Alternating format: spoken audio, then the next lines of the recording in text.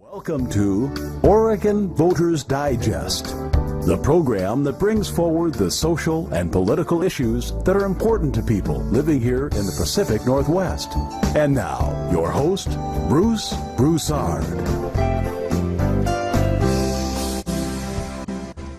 Welcome again to this segment of the Oregon Voters Digest. I'm Bruce Broussard, your host. Welcome, folks. It's a little warm out there today on this particular end of the coast, but the bottom line is that we're still here. And as you know, we're right in the midst of campaigning. And by George, I mean, it would take me about 2 hours to actually go through defining what that means. But hey, stick with us. We've been doing some things on the local swamp, which is Portland, Oregon.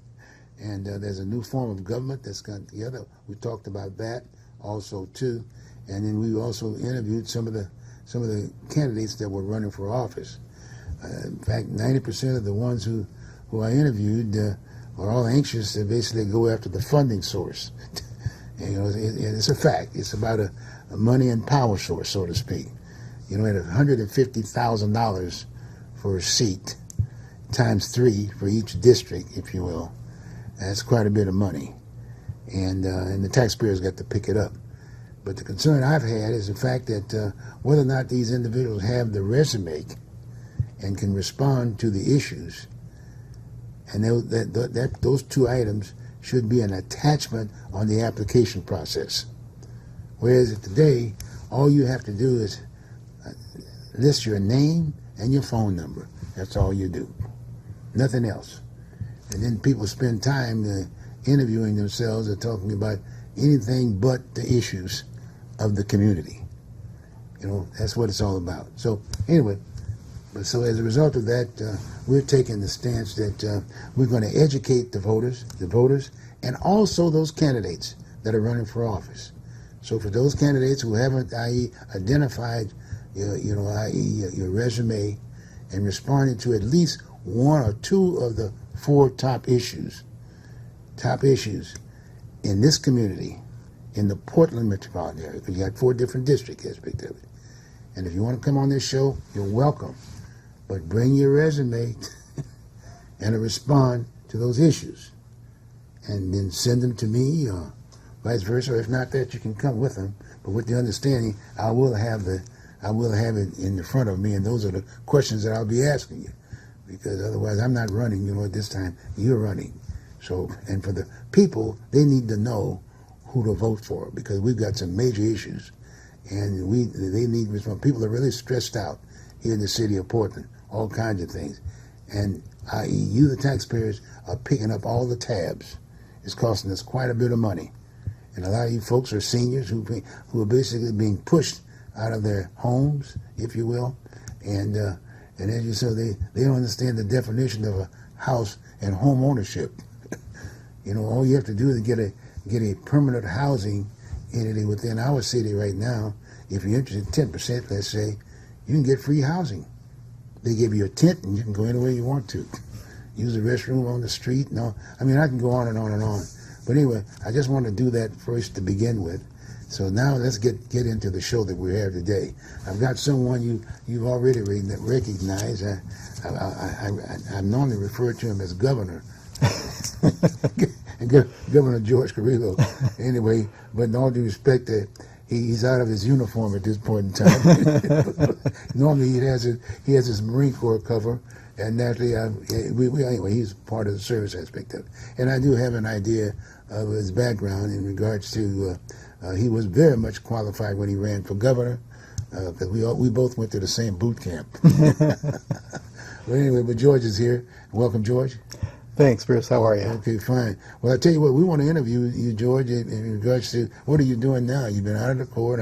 I know you've changed gigs, and George, whatever, family's still intact. Everybody's happy. Yes, that's right. But the bottom line is that you're doing some things here special here for the state of Oregon as it relates to Latinos.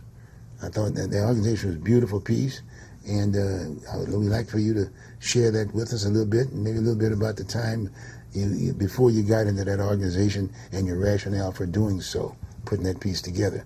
And we'll just spend that time, and all I will do is sit back and relax like the other viewing audience, and hopefully those Latinos that are out there that might be interested in going into business I mean, I know that's what you do, but going into business, if they're not incorporating whatever, you will share with them how to go about doing that.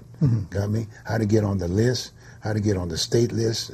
There's a certified list, so to speak, and that's a marketing thing. So I need not get into that. I'm just going to hand it over to you. Okay? Sorry about that. Go on, George. Sounds good. Well, thanks again, Bruce, for having me on the show again. Since the last time we talked, I opened up an organization called Progreso Latino. It's a political action committee. So we have a board of about 11 Latinos across, this state. And what we're primarily focused on is helping educate the Latino community of the importance of voting, showing up on, the day of the election. Luckily here we get to mail in our ballots, but participate in our democracy. The failure of representation across so many social issues is our inability to participate at the level that we should be. Okay. And on top of that, we know that there's a major disparity when it comes to representation, whether it's at local level or the state level, of politicians that are representing our community. And so our organization is here to help support those Latino candidates with an education of what does it mean to run a campaign? What does it mean for non-Hispanic people to understand the social issues of being a representative, like for their district? They have Latinos that live there, and they need to understand how do they engage with them. So we provide a lot of one-on-one coaching. We also do endorsements. I hosted the Treasury debate, the state Treasury debate a few months ago. That was a great opportunity to talk with Senator Steiner and Jeff Goodman on, what is their policy positions, really holding them to the things that make them very different as candidates, but provide an opportunity for not just Latinos, but the community as a whole to see who should they vote for. And that was really successful. We had about 10,000 viewers watching that debate, and now we have our next debate that we're hosting. I'll be the moderator with Veronica Vasquez from Elemento Latino, and it'll be the Portland City mayoral debate on September 11th. Oh, in my territory, the swamp. Yes. Yeah. You like to refer to it as It's a swamp. The swamp. Portland, Oregon, the largest city in the state of Oregon. And every state has a swamp. Right? And I tell you, it's not an easy task, but knowing you with your background, in the core, that is, you can handle it. So you're going to be interviewing her, right? With all of the candidates. Right. You made mention about all of them? Not all of the candidates. There was who are they? prerequisites in order to be able to qualify for the debate. So we'll have Carmen Rubio, Renee Gonzalez, Mingus Maps, and Keith Wilson will be debating each other on September 11th. Who was the other guy you left out? That didn't have enough money, right? He didn't raise the money. There's two other individuals that just didn't meet the qualifications. The qualifications were that they needed to at least have raised $150,000, both with in-kind, both with contributions and also the matching fund from the small donor. So the barrier was, the requirements was pretty low. We're trying to remove barriers from people to participate. But you also needed to reach at least that threshold to unlock the small donorship. Okay. And so the four candidates out of six candidates qualified for the debate. Oh, okay. What were the other two? You have any idea? I don't know their names exactly off the top of my head because I've been focusing on the four. Raising the money. Yeah. Well, it's less about the amount of money. It's more about the fact that they were able to get enough people to donate to their campaigns. Yeah. Because the reality is it does take money to send your message across. Right. And so you could have the best policies or you could have the best message, but if you have nobody listening and nobody contributing to a campaign, no one's going to be able to hear it.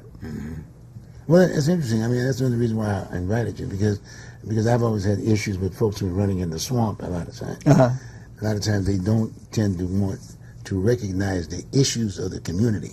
Right. And as you know, we got a new form of government. So we got 4 separate districts. Right? Got me? Right. With 3 commissioners that are going to be there at the same time. But each one of those entities have different issues. They're not necessarily the same priorities in each of the issues. You know Right. my point? And so a lot of times they don't recognize that. See? And I want to make sure I get that. Hopefully you maybe ask the questions. Yeah. And whatever. And then naturally, the other thing is that the fact they're getting money from the public, and the public needs to understand this quite well, as you say, to publicize their message. Mm-hmm. To publicize their message.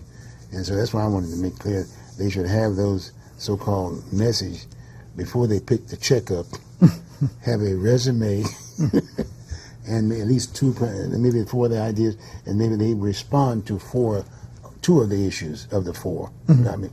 And have that as part of their application process. Therefore, the public, the taxpayer, can access that before they get those political books, if you will, the voters pamphlet, right? Right. The voters pamphlet aspect of it, and also the media. Mm-hmm.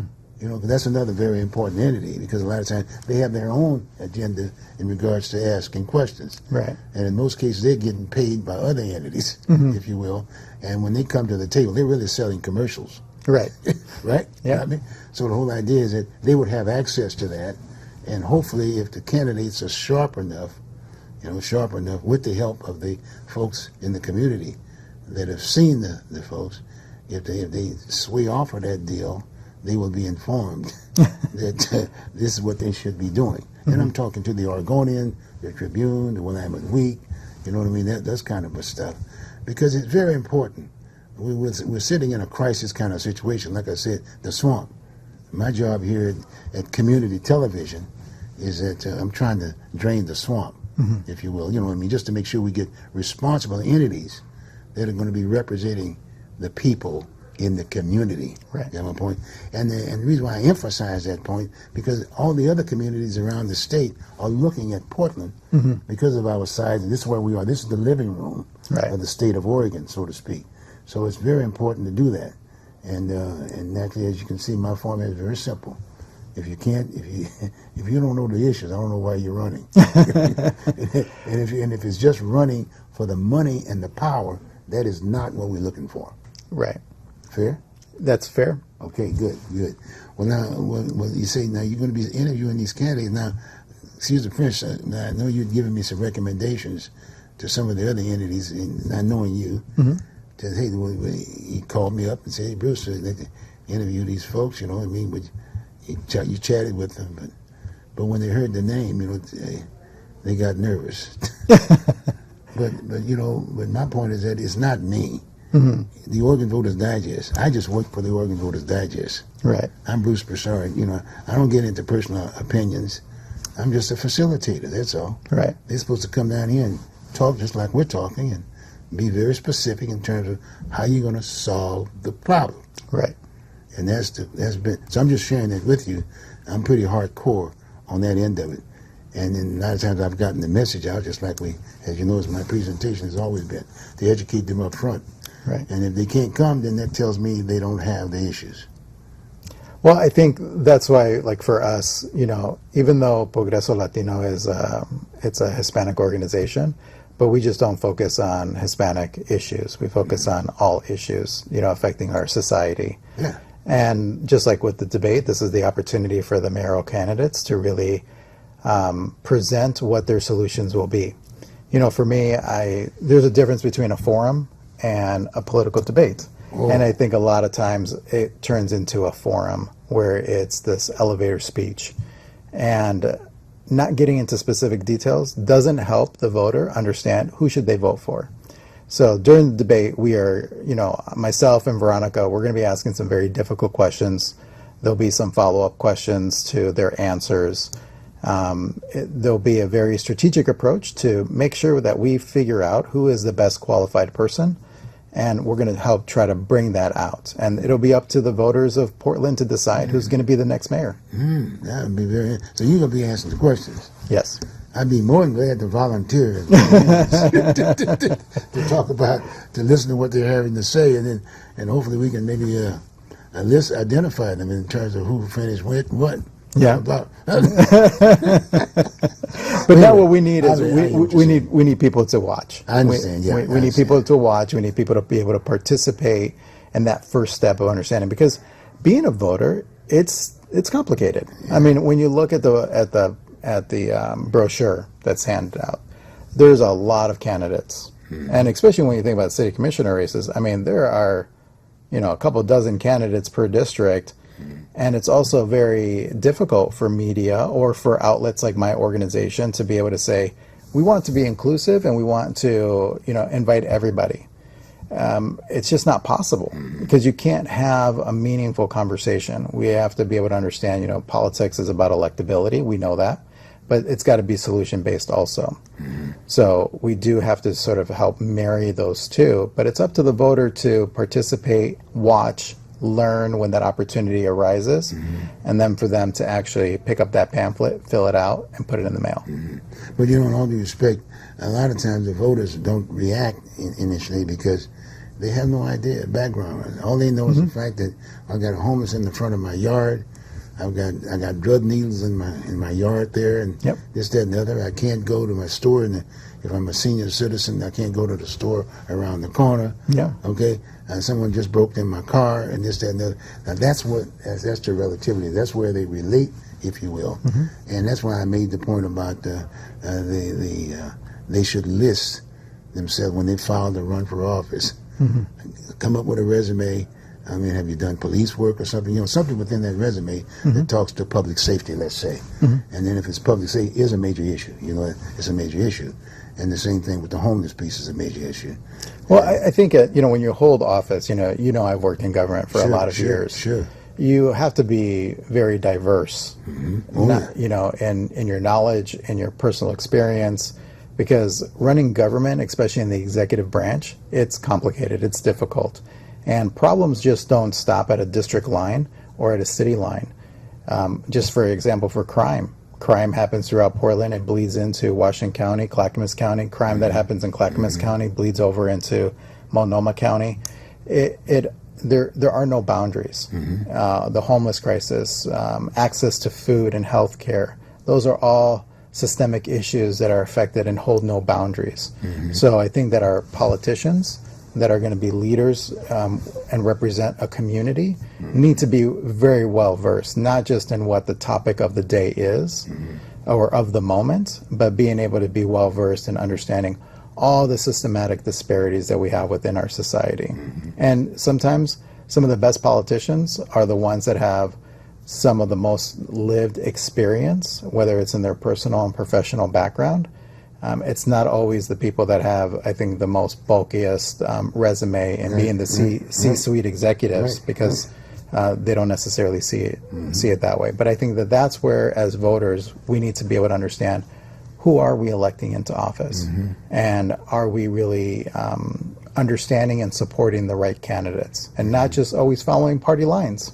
We need to have that courage to be able to say who has the best solution, regardless of political affiliation. Well, I appreciate that. I appreciate that part. But getting back to the swamp, as an example, let's just take one of them. Just help them out a little bit, if you will. Let's think about the homeless. People are worried about what are we going to do with the homeless. Everybody talks to the homeless on the front end. Give them a tent. Give them a little weed. give them a needle. I'm just saying. Give them food. This, that, and that. Give. And then, but 99.9% of the population has to work every day. And in some cases, they got to work. I mean, we've been educated that way or whatever, just to survive. Right. And I'm sitting there saying, okay, fine. So what are we going to do? We're going to mix that group with the majority group. Well, I think that there has to be some level of accountability and empathy at the same time, because I understand. Let's just use needle exchange programs, or the ability to be able to use hard drugs with safe needles. That is a humane way of looking at it, because we don't want more dirty needles on the street, which only passes more, disease in our community. But that can't be the only thing that we do.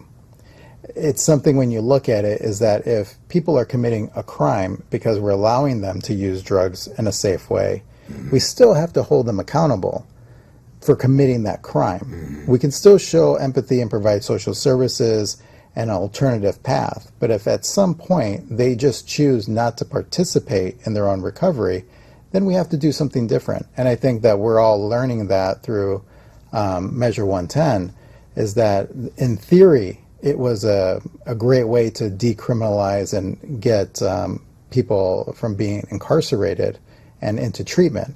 But the system wasn't set up to be successful. We don't have enough treatment providers. We don't have enough mental health, facilities to be able to treat people. So then what did we do as a government? We basically folded and just stopped holding people accountable. And it only led to an increase in crime. It led to an increase in homelessness. And we're sort of in a stuck period now. And I think that when people look at that one issue right there, it's like, well, if you take the liberal approach, do nothing. If you hold people accountable, that must mean you're Republican and you're conservative. And I don't think it comes down to that. I think it comes down to, what are we going to do as a society to actually help people make our community safe for multiple reasons? Safe for the drug user, for the person that's struggling with behavioral health. How do we make it safe for our children to be able to walk to school? How do we make it safe for businesses to be able to run and prosper? And that is building a system that where we have some level of accountability and services at the same time to be able to help people to be successful. But at the end of the day, it's that individual's choice of how do they want to be successful, because we have a system that's set up to either help them or hold them accountable. Now, on the conservative side, my thing is that if you want to stop, I'm just saying, this is the other side. Yeah. Is the fact that, if I really want to help a person, it's just like we got into the Marine Corps. Yeah. When you got in the Corps and you got off that bus in San Diego, or whatever, and you saw that sergeant, he said, okay, fine, you're going to be here for days. Right. Remember, he says, I'm your mother, I'm your father, I'm everything. right? Yeah. And he's got a control environment aspect of it. Right. And so I take that, because that's my background, so to speak. But that's kind of like where I look at it. From the standpoint is that if an individual is in a situation where he's using a needle, and then that's part of that rehabilitation in an environment that's disrupting the other 90% of the entities that's there, why not put him in a controlled environment, so to speak, take the needle away from him, and then for instance, like reinstate or activate the National Guard, because they got doctors, they got lawyers, they got all kinds of things. And then the idea is that they're there. And you could, I'd say 50% of that stuff would be done, because most of these folks are in need, if you will. Just like we went to boot camp, we wouldn't have learned anything. So those DIs. I agree with you to a certain perspective, degree. to a certain degree. Let me explain the difference. Okay, all right. Okay, so That's getting good now. yeah. I like So that. what I appreciate is that the thought of how do we help people. Incarcerating people we know that have a drug addiction doesn't necessarily help. It helps make the community safer because we have less people that are on the streets that are addicted to drugs that are eventually committing a crime. So that does help solve that problem. But the problem is that we're incarcerating people for a sickness. And then we have a recidivism rate of 85% of people going back into the system, which means they've committed a crime again. So it's not a system that necessarily works. But what I do like is the National Guard approach.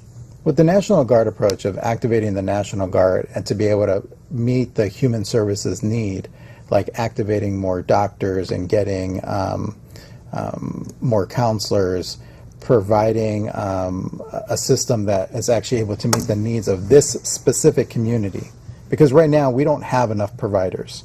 We don't have, the wait time for someone to receive behavioral health services, whether that's drug and alcohol treatment or just counseling services. It's a long period of time, and it's very costly. So if the system can't support it right now, then why don't we? We've already declared a state of emergency for behavioral health and homelessness here in the state. So why aren't we activating those resources that we have, like the National Guard? That's something that I'd actually like to look more into. Which is a good point. Yeah. Now you got to understand, we do have Governor Kotek yet, and she's not been approached. She's the governor that would have the position. She's the only one that has the authority. Yeah. That's right. And secondly, in all due respect, this is not incarceration. No, when I'm talking, no, it's almost like having maybe an earthquake. Yeah. It's an earthquake. An earthquake, something happens, and they activate the guard. They get in those deuce bars, those trucks, with the National Guard, and they pick the folks up, take them to a controlled environment, and they basically vet them across the board. Got me, and then react to them accordingly. And to me, I think that's a good thing. I'm saying the people understand that, got me? And they're not just putting them in shelters, for instance, right in the same community where they're causing the problem, so to speak. Because what they're accustomed to is basically sticking that needle in. Right. Got me? So you got to get them in an environment where they won't have to worry about now, it might be cold turkey, but we've gone through cold turkey through boot camp. You know where I'm coming from. It is a cold turkey situation. Right. But at the end of the day, folks will graduate, some won't in the court, right? And the same thing with reference to the situation with like the earthquake aspect of it. Yeah. Some people were taxpayers, some people were not taxpayers, some people were homeless and whatever. But everybody, they found a spot for each one of them, whether it be jobs and this, that, and the other. So, but I'm just saying, it's an example that the taxpayer is very familiar with, and you take them out of the environment of the masses of the people and put them in an area. So, I'm just doing that. But the incarceration, no, that's not incarceration, Right. and people understand that. You see what I mean?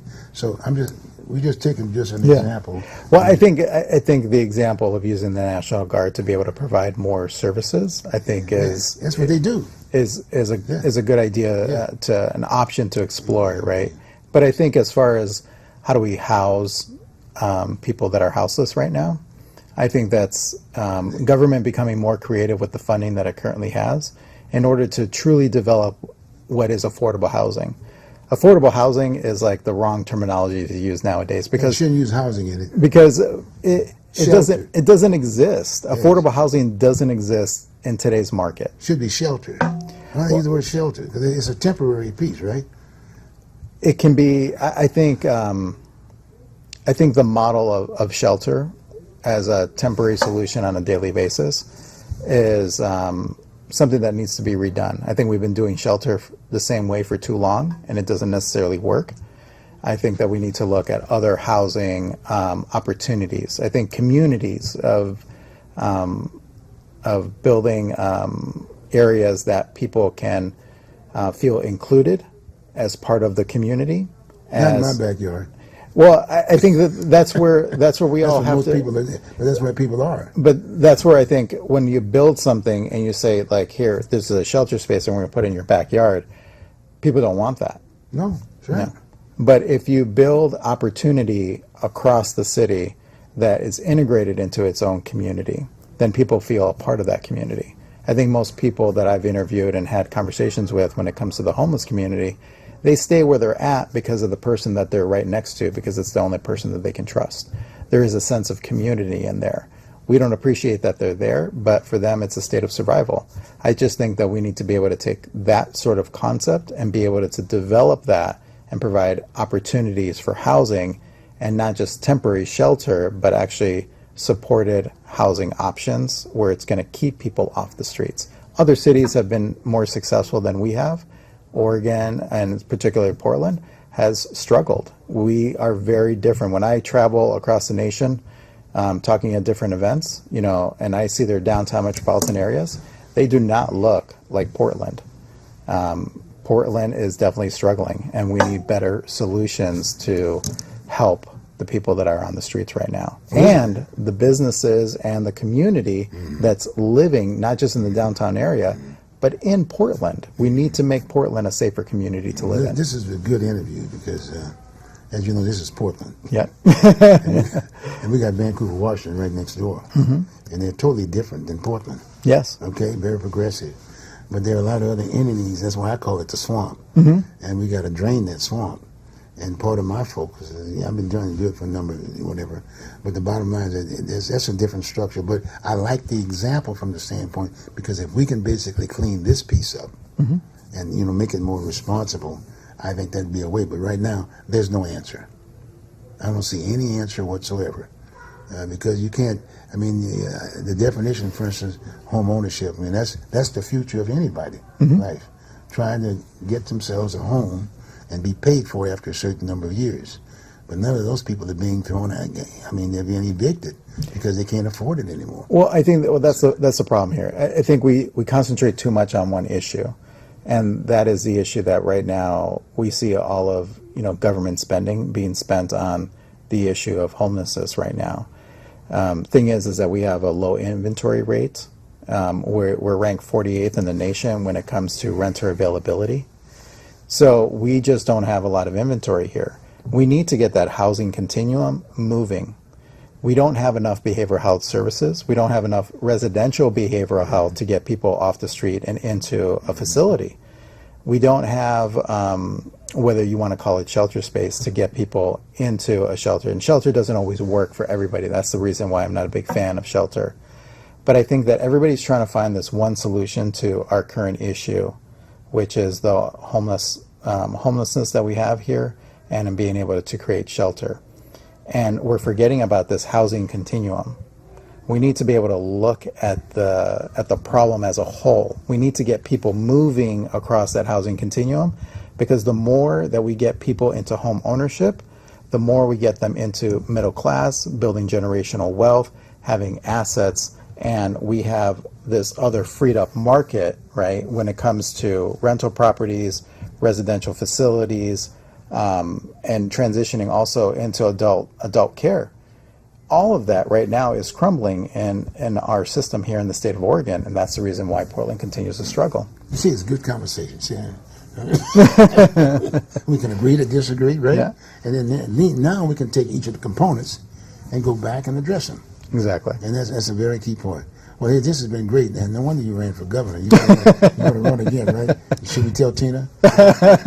Are you running again today? I'm not running. I'm not running. True politician. You're in the Marine Corps, remember? Just only listening mode.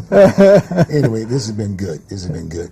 And hopefully we're going to try to see if we can welcome you on the show, and maybe you can do some things here. Maybe sit in that seat, sit in my seat for a change.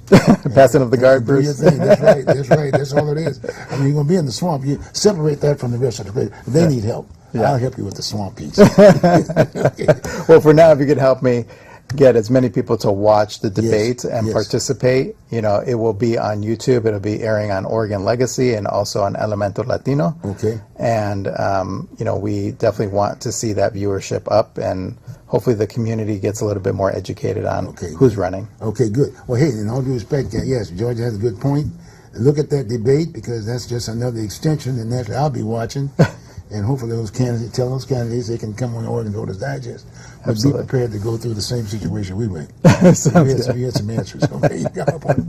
It's a pleasure, George. Thank you so much, Bruce. We'll see you I'll next time. Sounds All right. good. Okay, Thank good. you.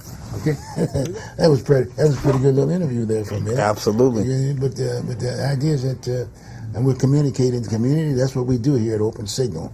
We're community, and it's very important. We're sitting in a very stressful situation, and so consequently we got to figure out how do we deal with it. And so that's just a good example of what we're doing. I appreciate George. He ran for governor once, and you can see where his mindset is. And he wasn't brought up into the swamp, but as time goes, he'll understand what it is. But now Antonio, we got Antonio here. This young man here, he has some major roots here in the swamp. It wasn't the swamp before. It was beautiful Portland. The trees were growing all the time. Yep, it was beautiful. It was a beautiful place.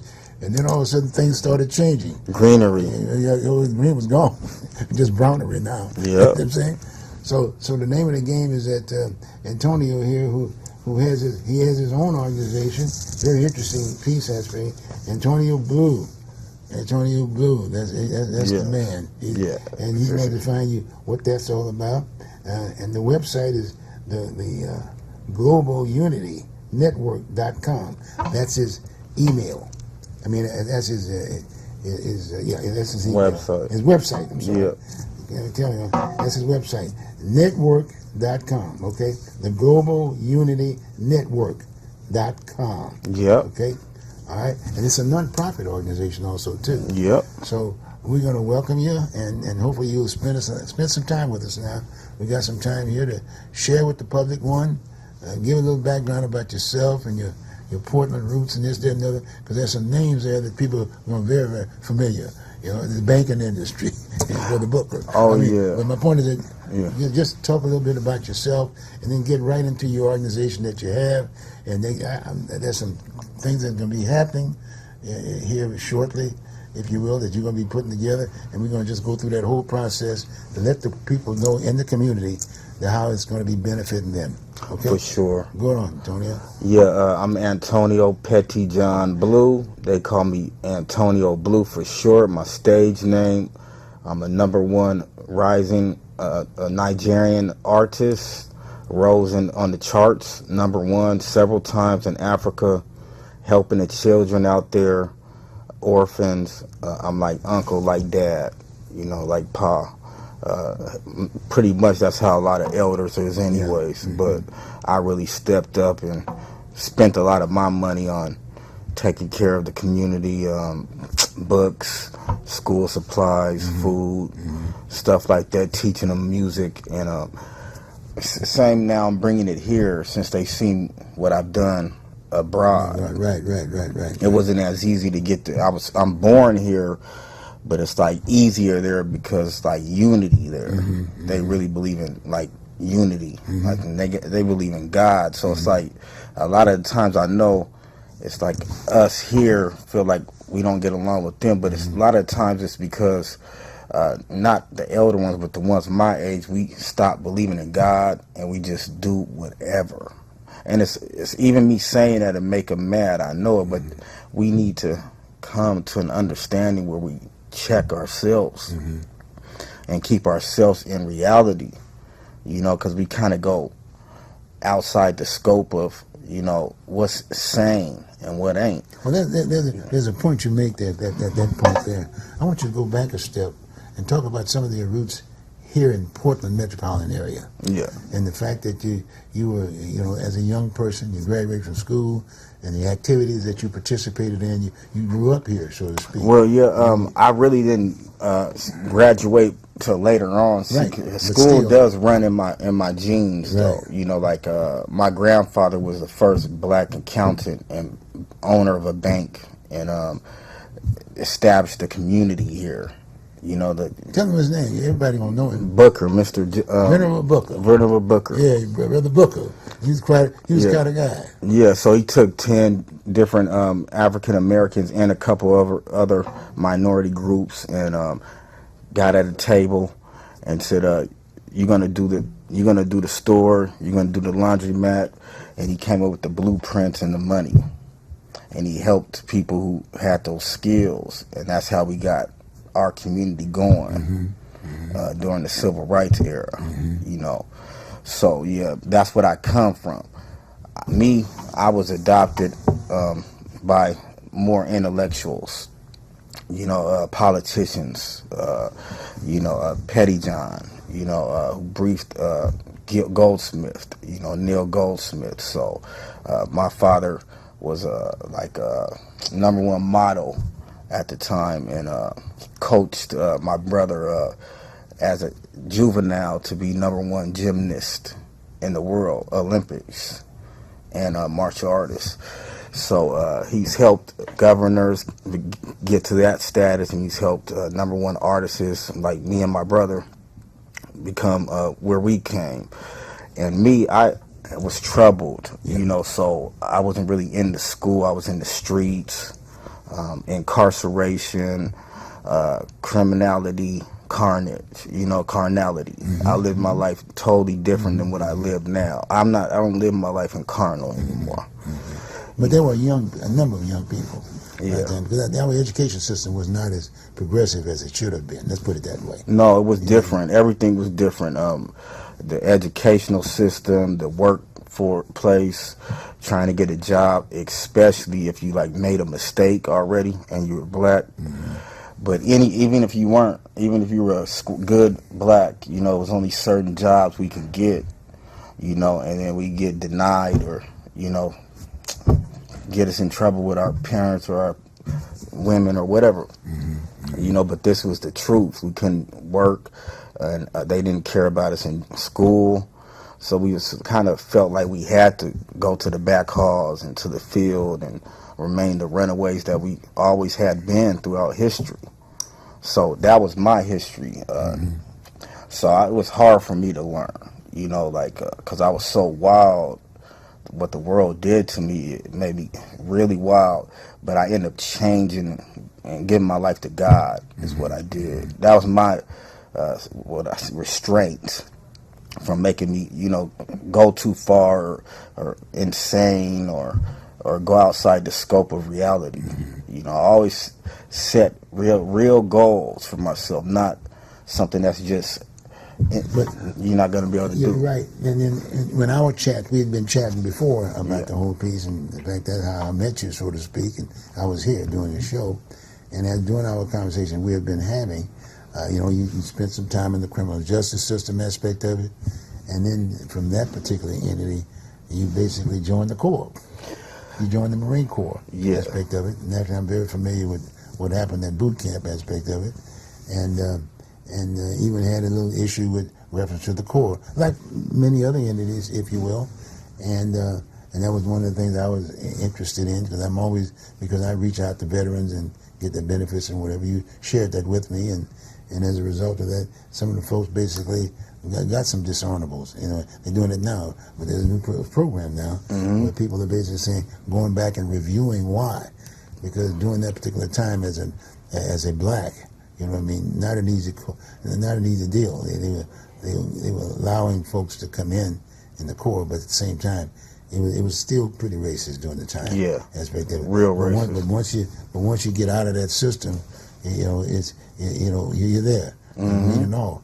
But the bottom line is that you did go through the boot camp piece aspect of it, and you had those skills. Absolutely. So then after you've not done that, then you got into the other system. You were able to get out of this environment because you were introduced. I had those skills. You had the skills. So boom, you jumped up and like it was kind of like survival skills. Yeah, it's like, right, exactly.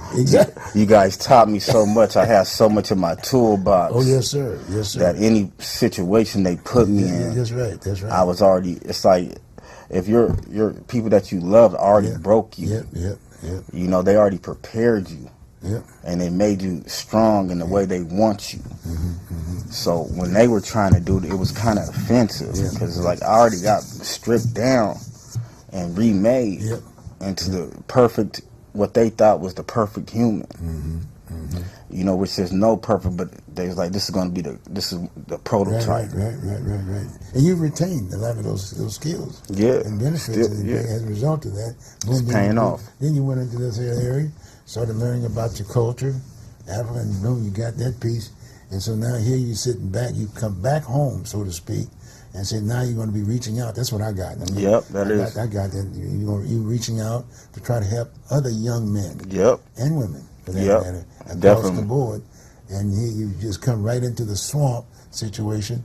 So that I saw a need, if you will, to get your stories out and get you involved with these folks and educate the public about the benefits that you bring to the table. Yes. If you will, to solve some of the problems. Yeah, I have several different programs and benefits, for the clients and the public and the community, which are like when you come to our events, this is not only my elder, but this is my business partner too, Mr. Bruce here.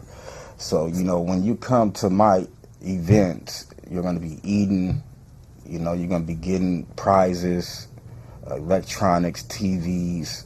Just let us know. We're going to do, raffle draws for these stuff. And then, but one of the benefits, the biggest benefit is you're going to get educated. So, because you're going to have my elders here. I know it's hard to get next to the elders, so that's how I'm going to get you. I'm going to be that broker for the community. Get you right in front of people like Bruce. He's going to have a stage. You're going to learn about the left wing, the right wing, any questions you have. That's what you're doing now. Yeah. That's the whole idea. Absolutely. And I appreciate that because and hopefully you're telling the folks that are out there to hopefully reach out also too. Yeah. Young men like Antonio here and other entities that are falling in the same class aspect of it. But he's got a nonprofit corporation, and you can visit his website. You can visit his website and get all of the goodies about what his nonprofit is, and the event he's about ready to bring in up in September, I think, up in September. September 15th. Yeah, and I was hearing some familiar names like Bobby Bland's son, Yeah. Bobby Blue Bland. And for many black Americans, they know who Bobby Blue Bland is. Yeah, Bobby Blue Bland, his son Sonny Blue Bland, and then Fillmore Slim. He was nominated Reverb Nation #1 blues artist. You know, so he's got the blues right now. And then Sonny's dad, of course, we already know him and BB King had many face-offs, and you guys seen that. Yeah. You know, so you And know, you see a lot of the other stuff that we've been discussing on his website. yeah, On the website. yeah, So you can check all that stuff out. Check out the website, and he talks about that. But he also he's quite an artist himself. You know, he sings quite well there. I thought Absolutely. that was very interesting, and the garb he was wearing. You know, and you got the garb on some of it today. Oh man, this is just this is a different one. This is a different one. It's the same. What is that? Tribe. Share that with the tribal. Now, where's this?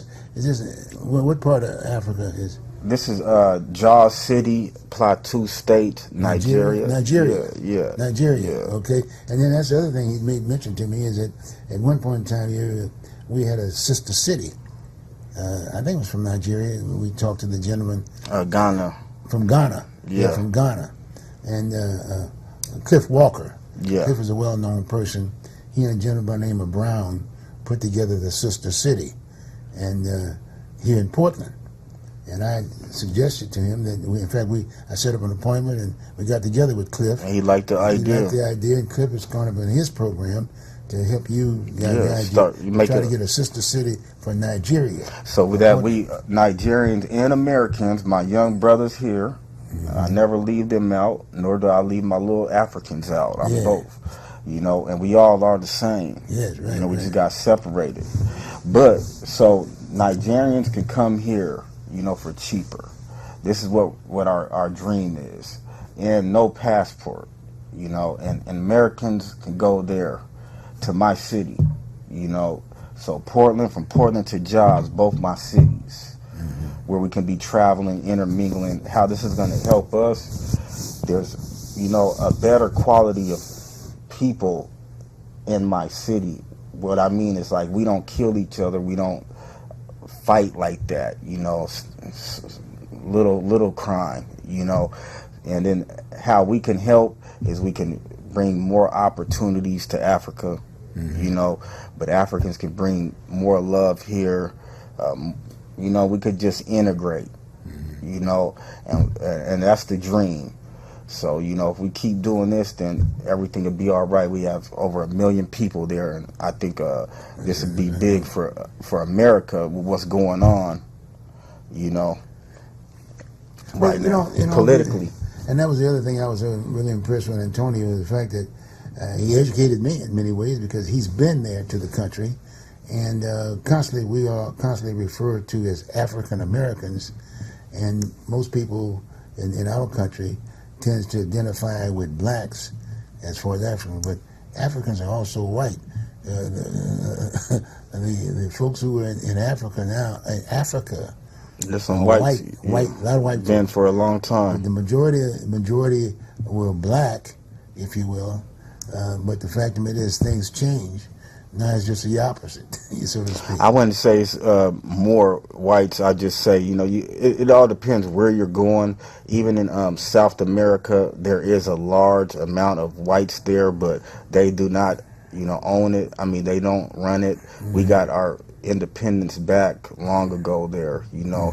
It's just we integrated, you know. We do business with them, you know, so we don't really mind. They already up on game, is the truth. They're woke. So they're rather, like, the reason I'm not even there, this opens that up, is because the price. You know, if it's costing $3,000 and you going 2-3 times, you know, and you really want to go 6 times a year, but, you know, it's That's like, what it costs? That's round trip. Is that a round trip ticket? Yeah. 3,000? yeah. That's a couple of So we want to bring that down. Yeah, I heard that. Yeah. You know, and then, but see, they can afford it, my Caucasian counterparts, because, you know, what happened with the money, and they've been born into money and stuff. So when they get there, they see the opportunities. So they don't allow our youngsters to get the same, which that's where they from. We all from there, but this is their real roots. See, now, I don't got that color thing, but you know, I know that the Caucasian is the cousin to the albino. So they're, you know, that's their cousin, you know, so African. But, you know, the darker ones were there first. You know, this world was all dark first. Way darker than me. You know, it was none of us here. Then we came. So, you know, I just give it up, you know, give respect, but I try not to look at that. I just try to move forward and give as much clarity and love and respect as possible. But I think that what we're coming up with now with the sister city will be good for the whole United States of America, us being better to one another, us building over here, and us bringing other people resources showing, you know, look, we are united. We are the baby brothers. We want to help you. We're strong. We're going to bring some opportunities. You guys bring this over here. Boom. So we get that out the way. Now, if these other countries have any issues, you know, we already know where I come from. We're the strongest united black group in the world. Nigerians, like we say about the Marines, but this stands for the black race. If we talking about a black race, there is no other black race that's stronger, more educated, and more organized than Nigerians. You make a good point, because every state in the union, for that matter, have sister city capacities. Yep. You know, we've got sister cities here, the Asian community. You know, Yep. Japanese and And we only have one little African, that's in Alabama, Montgomery. Right, so right. we need like little Italy, little China. We need that everywhere. Right. All major cities. Well, this is good. You got quite a task, you know, but the fact of the matter is doable. Yeah. And so I was impressed with, after we set that meeting up with Cliff Walker, and the conversation that I heard was the fact that Cliff felt good about that, and that he's reaching out with you. Yep. And you've organized, put Yep. that piece together. And then you got the group thing that you're putting together in September. I thought that was kind of interesting. Yep. And people will probably attend. And if you want to get any more information about that event and other things, as I indicated before, check out his website. Check out the website, and I'm sure we'll get Steve. And I want to also include more about the wardrobe. Oh, yeah. Okay. See, this is not the one. This looks similar, you know. So this is the one with the short sleeve, more sunny. You go out in, but this is all crafted especially for me, the next priest, you know, by my chief and king. So just like you here in America, got my back, and then I got Caucasians, you know, a couple, you know, politicians, Jim Pettyjohn, Mr. Gibbs. Also, I have a king in Africa backing me. So this is, nobody can wear this, not even the African. It's crafted for me, you know, have to lead and use my vision. Made you somebody. Yeah. Gave you some respect. Separated me. Yeah, it's good. This is good. Yeah. And so, like I said, I really had that opportunity to spend some time with you, and I think that's very important. And then now as you know, we're rebuilding here in the city of Portland, here in Oregon, the larger city, and we've gone through a number of crises, you know, rioting and all kinds of stuff, aspect of it, and there's an issue from the standpoint of where do black folks identify with this whole issue, and then we talked about that a little, and you also said that as a result of when you were there way back when, you participated in that, you got in that criminal justice system, and you were able to get out of it. That's the thing that impressed me. And so now the idea is to hopefully reach out to some of those other I think young it's brothers. just a matter of really educating them and allowing them to, you know, be free. You know, like that's what I'm here for. You just throw me in there like Jason Bourne, and I'll do the rest. You know, I'll free them. I'll take the chains off. You just got to watch my back. I'll go one by one and cut them loose. That's my job. I know how to get the parasites out of them deep within, and I know how to recognize it deep within, even when they're self-inflicted, self-chained. Break it. I'm a break it. I'm the one that knows how to break it.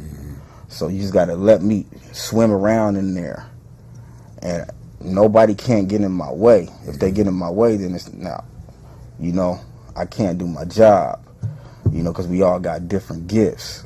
So that's what it's really about. That's the main part of reaching society and reaching these kids is letting them free, let them have their creativity, giving them something, like this. Like, you don't know much about politics, come to the event, come learn.